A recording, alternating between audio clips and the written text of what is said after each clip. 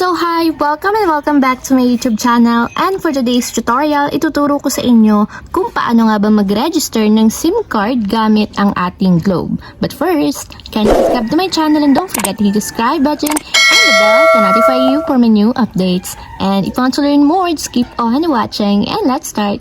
So ayan, for today's video, para sa mga hindi pa naka-register or may bago kayong biling Globe SIM, ganito lang ang pagre-register. So una is pumunta muna tayo sa Google Chrome or kahit anong browser na meron sa inyong mobile device. So sa akin is Google Chrome yung bubuksan ko. Then dito sa browser, pumunta lang tayo sa search bar. Then ang isa-search natin dito is Globe SIM registration. So ayan, andun na agad siya sa taas. And then scroll down lang natin. So ang pipiliin nyo dito guys is yung Globe Telecom Globe SIM registration. So ito yung website na dapat piliin natin. So minsan nandun siya sa pinakang unahan. So ito lang yung pipiliin natin. Tap nyo lang yung Globe Telecom Globe SIM registration. And then after nan, scroll down lang natin. And hanapin nyo dito sa pinakang baba yung register now. Then tap nyo lang yung register now. So ayan, after nyan guys dito, depende sa inyo kung gusto nyo siyang buksan through Globe One app or pwede namang sa browser lang. So tap lang natin dito yung open in browser. Then tap lang natin dito yung I accept para sa privacy. So ayan, dito pwede na tayong maglagay ng ating phone number na i-register natin sa Globe. So ayan, register your SIM now. So need talaga nating mag-register ng mga SIM card bawat tao kung meron tayong bagong bili or sa mga hindi pa nakakapag-register. So dito natin lalagay yung 11-digit mobile number dito sa enter your mobile number. And so lagay nyo lang is yung 09. So ayan guys, after nyo may lagay yung 11-digit mobile number ng inyong Globe, itap nyo na yung register dito sa side.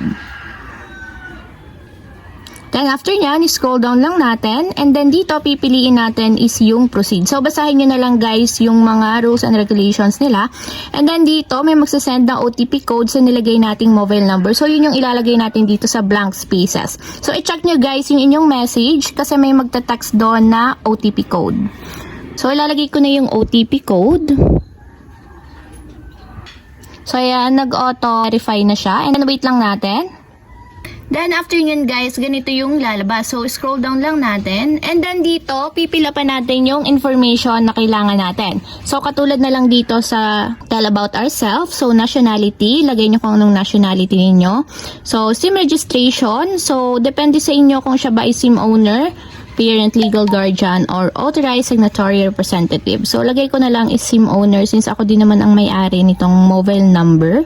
So, mandatory to guys, lalong-lalo na yung may mga asterisk na kulay red. So, kailangan talaga meron siyang fill up. And wag na wag nyong iiwan na mayroong blank space yung may mga asterisk na red kasi yun yung pinaka-importante. So, lagay nyo lang dito yung first name, middle name, last name, suffix, birthday, yung gender nyo or sex. And then dito, where do you live, where will you stay? So dito naman is yung address. So dito sa address, ang ilalagay nyo lang is unit number, house number, building name, and hotel name. So street number, village subdivision, province, state, city, barangay, or zip code. So sa mga hindi pa alam ang zip code ng kanilang lugar, pwede nyo siyang research sa Google kung ano yung lugar ninyo and lalabas na doon yung postal code or zip code. So ayan, kapag okay na guys at na-fill upan nyo na yung information about sa sarili ninyo, itap nyo na dito yung next. So ayan guys, since nga naka-register na itong aking SIM card, hindi na siya mag-appear as next since nga in-edit ko lang itong information. So after nyo naman guys ma-fill upan and matap yung next, automatic yan guys, malalaman nyo na agad if naka-register na at approve na yung inyong SIM card. So ayan lang guys, ganun lang kasimple kung paano nga ba mag-register ng SIM card sa Globe gamit ang ating mobile phone. If you have a question, can you comment down below and don't forget to hit the subscribe button and the bell to notify you for new updates. And thank you for watching. Living life, every day, late at night, not okay.